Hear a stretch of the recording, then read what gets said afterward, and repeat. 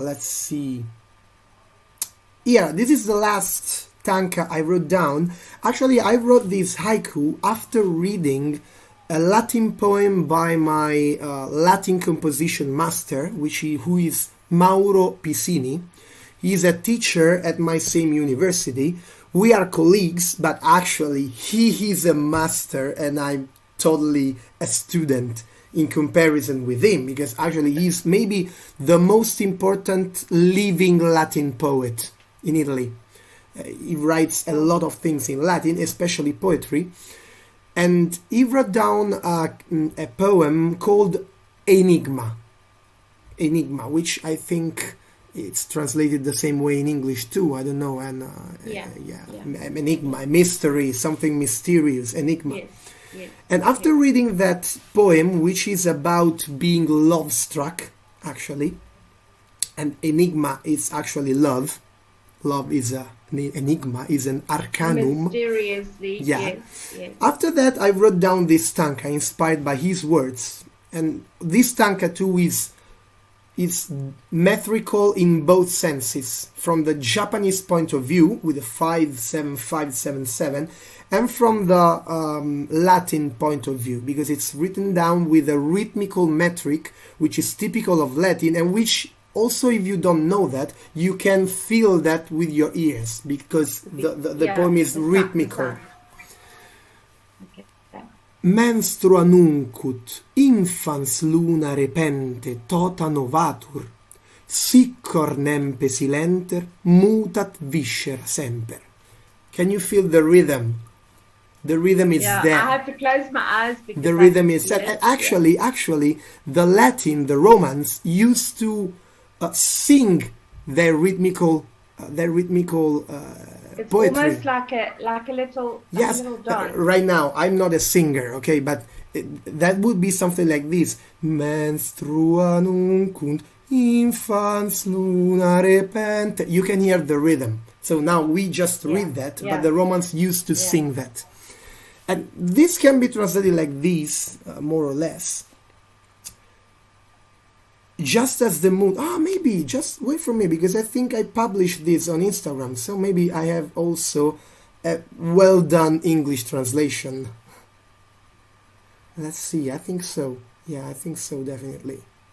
Yes, here it is. Just as the moon, without a single word, suddenly whole is renewed, thus my heart's flesh, silently, always is made anew.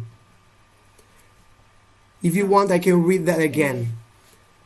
Just as the moon, without a single word, suddenly whole is renewed, thus my heart's flesh, silently, always is made anew.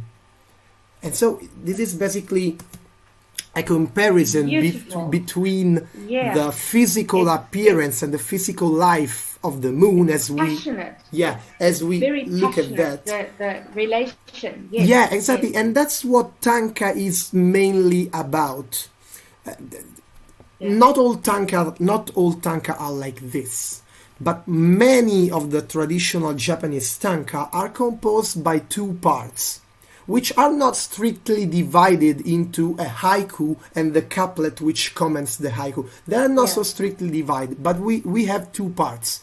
One part is made up mainly in a similar way than haiku is written down, which with a description of a natural object, of a natural experience. And in a second part, that experience is related to with our own comment, with the poet's feelings and sensations, emotion. Yeah. Maybe let's see. Well, that was just beautiful. Like the coming together of hearing the Latin and me swaying, because I could feel, and then to be mesmerized by the English, because I now understand what that meant. Yeah, sure.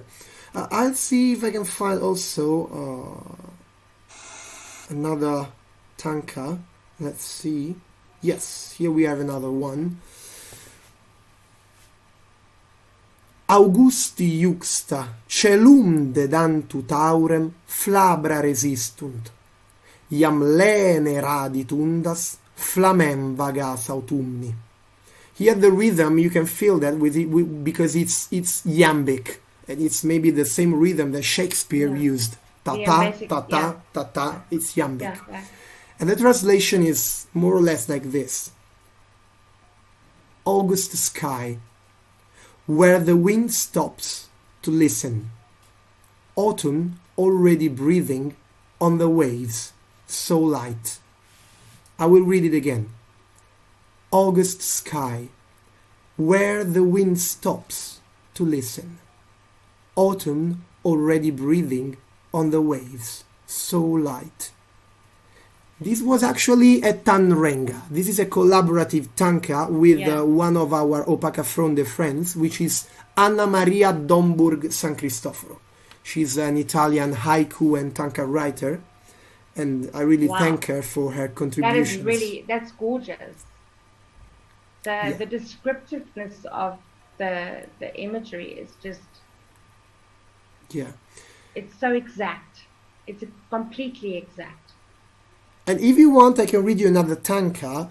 This is not a tanka of mine personally, but this is a Latin translation I made of a tanka of one of our members, Federico Filier, who happens to be also my best friend. He's an archaeologist, but he's in love with Japanese poetry, and he participates with us. That's wonderful. Yeah.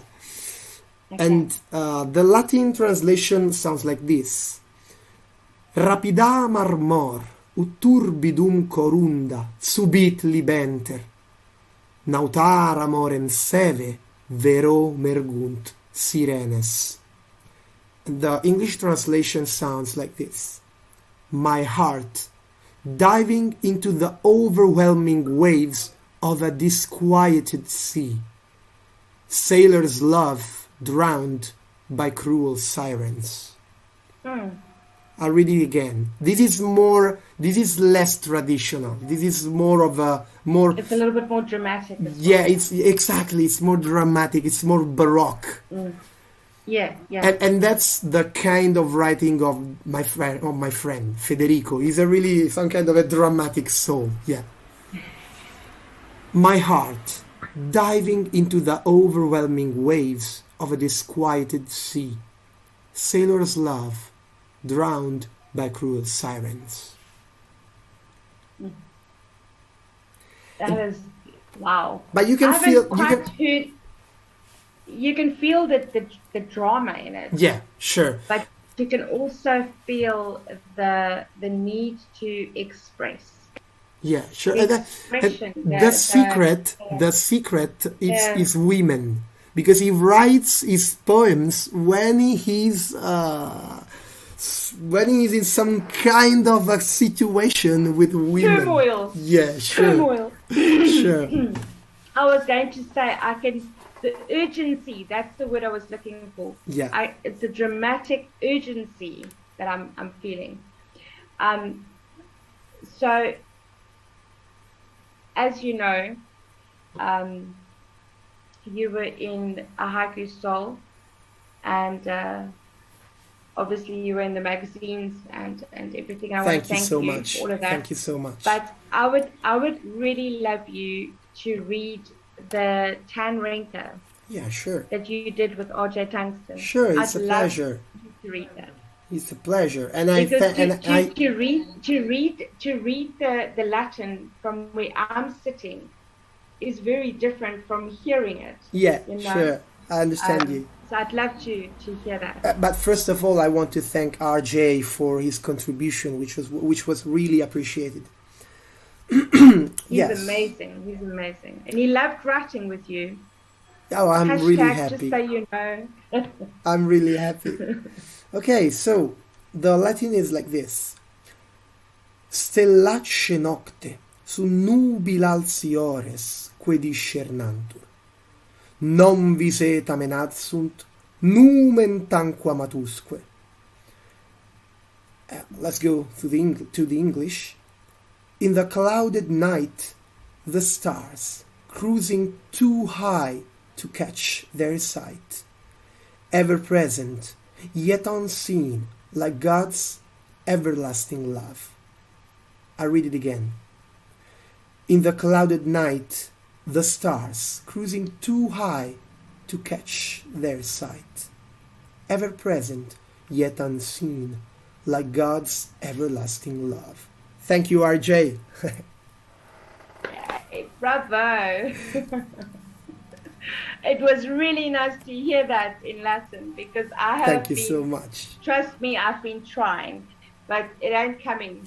There's no Latin here. I know my name is sort of Latin. Yeah, it's alta, deep and high. Especially deep. I'm not high, I'm so short. Yeah, I know, but the alta, the altus, the adjective is not all about the physical height. It's also about the soul depth. Because as I tried to explain to you before, alta comes from the Latin verb alere.